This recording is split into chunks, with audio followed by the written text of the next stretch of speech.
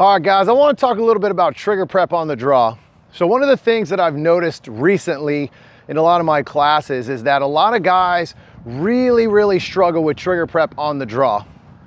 So I want to give you guys a few little tips on how to get better at the trigger prep on the draw, especially you double action guys. So this really goes into the double action guys.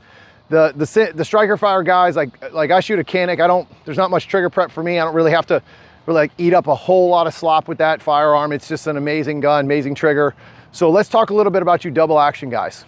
So recently, I've had a lot of guys come to my class that have been shooting CZs. Amazing firearms. I have a couple of them myself. They're awesome.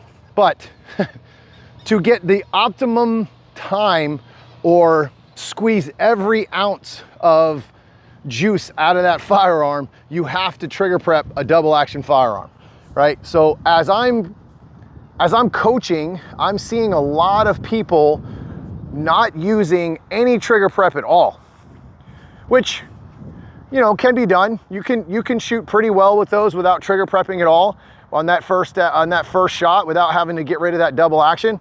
The problem is you're losing time and accuracy every time you decide not to trigger prep.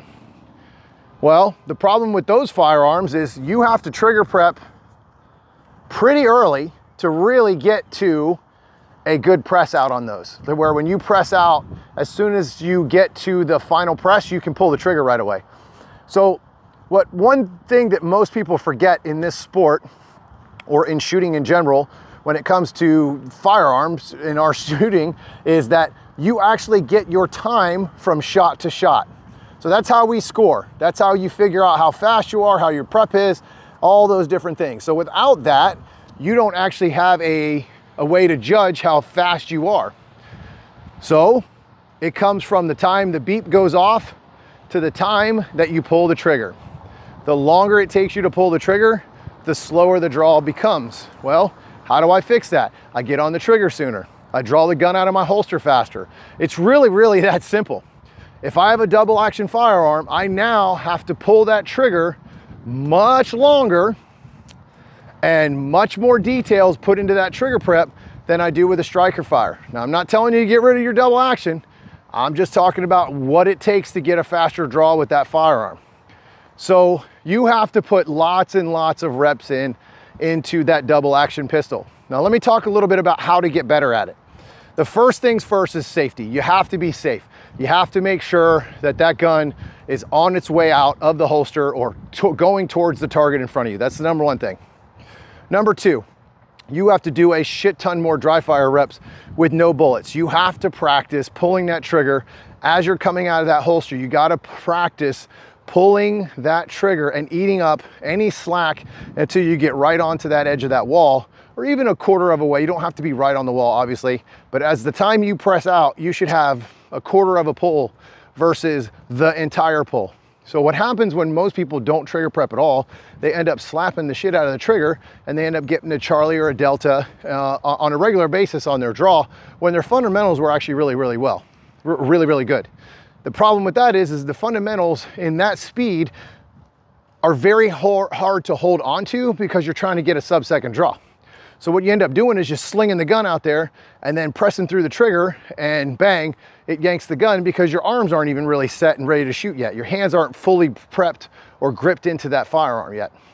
Again, this is coming at speed. We're not talking about a 25-yarder where you're sitting there and you're holding the gun, you're taking all this sweet time to do it, but you shouldn't be doing that anyway. You should be getting the gun out of the holster as fast as possible so you have longer to aim and you can pull the trigger sooner because you've been aiming at it a lot longer.